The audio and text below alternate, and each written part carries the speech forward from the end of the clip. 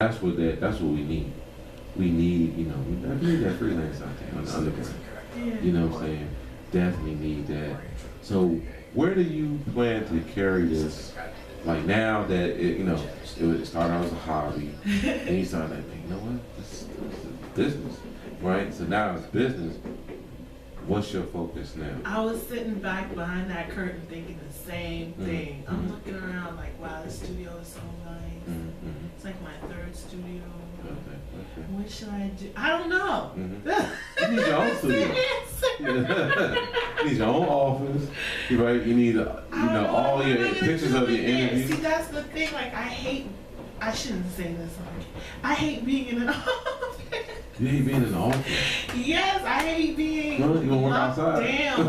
I hate being in a structured environment. Okay. That's probably why I just dive so much into this, because I'm like doing my own thing that's still working for me, and I make my own schedule and that. But I don't know. Okay. Maybe somebody will see me and find me and say, you know what, you'll be good for this. We can get you an office. I got a hookup on the office. You just need a little space for a few minutes. I got you. A photo, what I'm saying? A photo op. I got you. Oh my God. I got somebody in mind. All right. I definitely got somebody in mind. He probably listening right now, cause he's like, God, don't go to that meeting. Stay in conversation. But but that's what I do. So I can definitely link that up. And they already got like one office set up just for pictures. Really? Slide lights and oh my gosh. I can connect him. He needs that work. I'm connecting. Really? Okay. Yeah. Cause he just did an interview with Sean McCleoud. Okay. The gospel artist. He didn't know who he was talking to. And then he started looking, he's like, oh man, this guy's a Grammy nominated. He didn't know. Wow. Yeah. But it was a wonderful interview. Yeah. Oh, I mean, the camera. He's a camera guy. He did his thing. Okay. Yeah. So I need some kind of linkage, like you do your thing, but you need me to do this thing, and then we can work together. Yeah, that would be cool. And that'll broaden everything. That'll broaden everything. So, what do you? And we're gonna move slow with this, but what do you have for the artist? Like one thing, I know you got a couple things that you have advice for the artist. So we'll start off with one thing, and then we'll take a little short break after that. But what do you have for the artist? One thing right now. To say to them. Depending on where you are in your career, like I was saying earlier, a lot of artists have no idea what one simple publication can do for them. That's something, things that go in print last forever. Even if you're like at the very beginning of your career and you don't see the point of it, trust me, it's going to make a difference somewhere down the road. So whoever approaches you and wants to give you some shine, don't turn your back. That's the first thing I have to say. Because they do that and it's really stupid. Exactly. Except everything. Even if you have 1,000 publications or you have 1,000 people after you, 1,001 is better than 1,000. There you go. How hard is it? You got it right here from Sarah. And we're going to go to a quick break real quick. And this is your boy DJ Clappa. This is the lovely Sarah McCleoud. And the next song up is Marcus Washington, wonderful artist, a local artist. And here's his track, Baby Girl. That's good. Yeah, his name is, I don't know if you heard of it. Oh, Weezy. I don't get along. You don't get along? Alright. Very much so. We tried. And he just goes left. I invited him to the house. We sat down and talked for like 5 minutes. He shut out ideas for us to work on.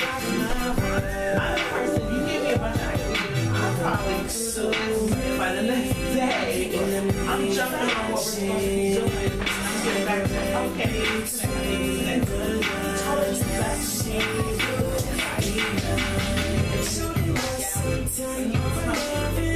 and this was my only question. Let me talk to you for a second. Then you can stop second guessing. bad bitch. And then here I am sitting with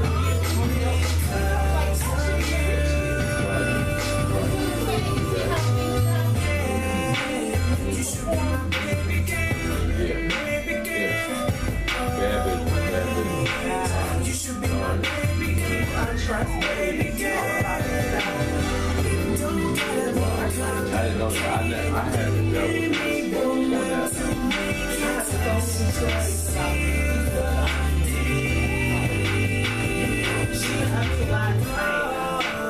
When she walks in the Where'd you go? tell me they read my work, they love my work. And I get there and I know what I do. then we get back. She's mine.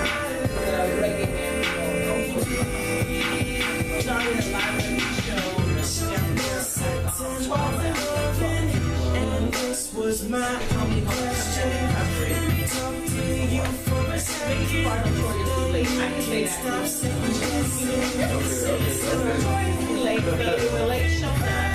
I was in there, I got the party at 9. They came in until I heard probably the 11 o'clock. No apologies. Fine. You should take the time to speak to you. I didn't know who was the man sitting at the station. People actually came in and talked to them.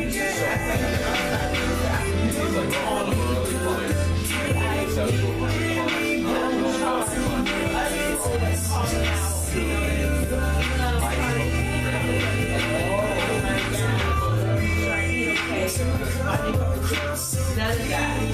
Any of that. And girls look to me all night. Except to tell me to get up and say that. Yeah. I didn't even mention that.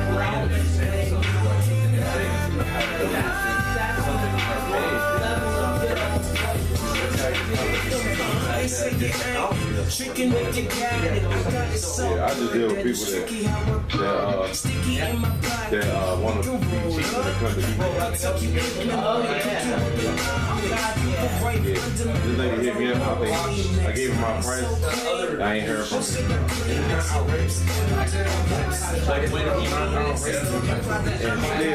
And still, I said, hey, you know, she didn't say nothing. Never responded. She was like, well, I heard about you.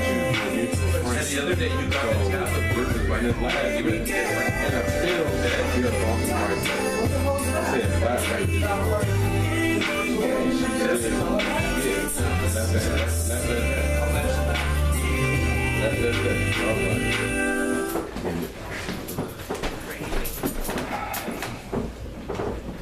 Hey, welcome back to the Kool MIXX. It's your boy DJ Clappa.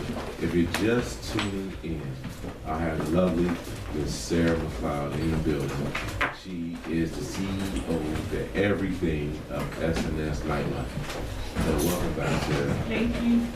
And so, let me see. First, let's go back to where they can find you and they can find your magazine. Absolutely. On Twitter, I'm at the THESNS, S is in Sarah, N is in Nancy, S is in Sarah, Nightlife.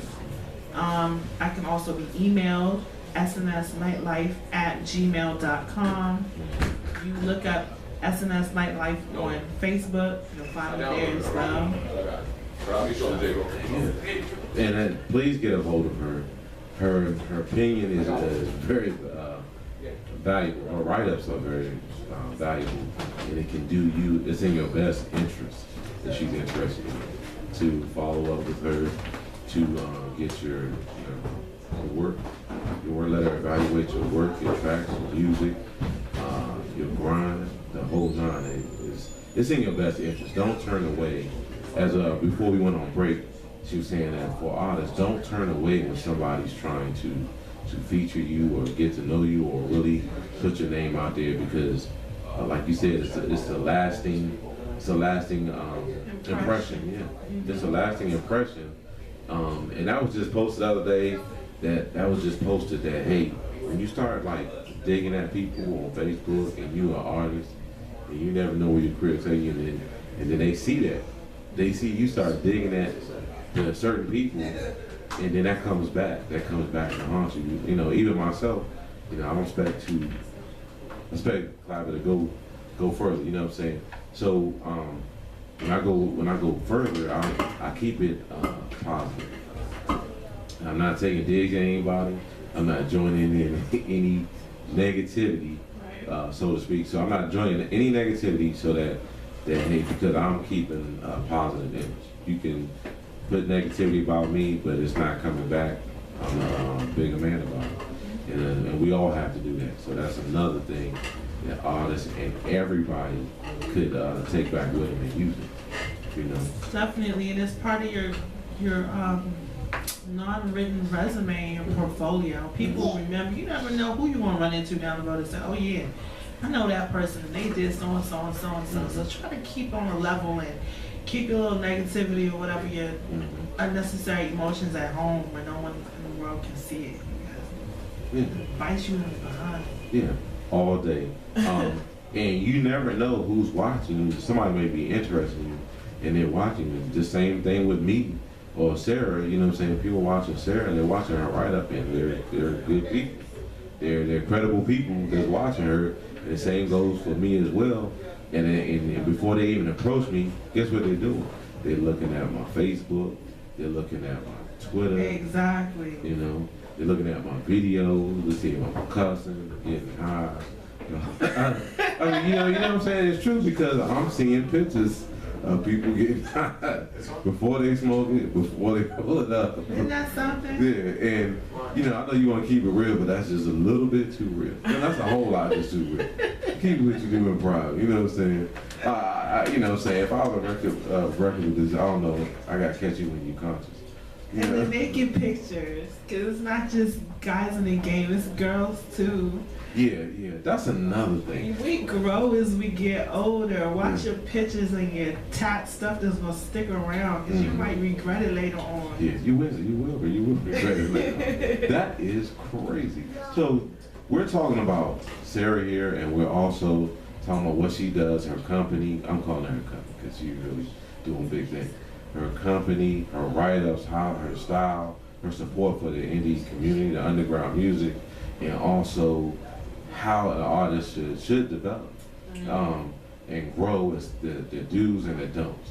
So this is dedicated, as always, to the artists, to the do's and the don'ts. And another thing, I ask every artist that come in here, how do you distribute mixtapes and stuff like that? Some say, I have good feedback, and then some say, you know, they always holler, that pip is on that pip, right?